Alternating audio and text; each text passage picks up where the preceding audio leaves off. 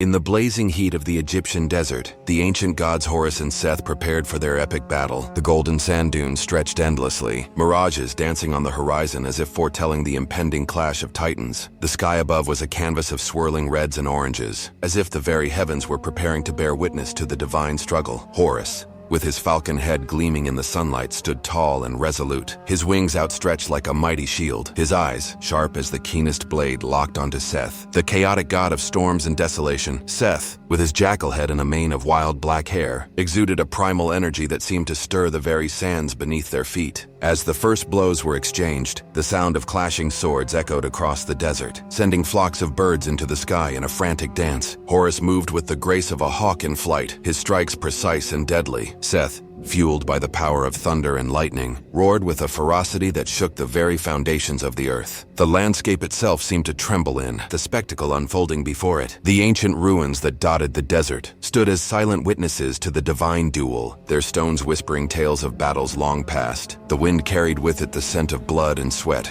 mingling with the dry, parched air in a heady mix of anticipation and tension. As the battle raged on, the very elements seemed to take sides, with gusts of wind swirling around the combatants, and the sun beating down like a watchful eye. The clash of metal on metal, the grunts of exertion, and the occasional roar of triumph or pain filled the air, creating a symphony of war that reverberated through the very soul of the desert. In the end, as the sun dipped below the horizon, casting long shadows across the sands, it was Horus who emerged victorious, his wings unfurled in triumph. Seth, defeated but unbowed, retreated into the darkness, his form disappearing into the swirling sands like a wraith of old. And thus the desert fell silent once more, the only remnants of the epic battle. Between gods, the scars carved into the landscape, and the whispers carried by the wind, telling tales of Horus and Seth locked in eternal struggle.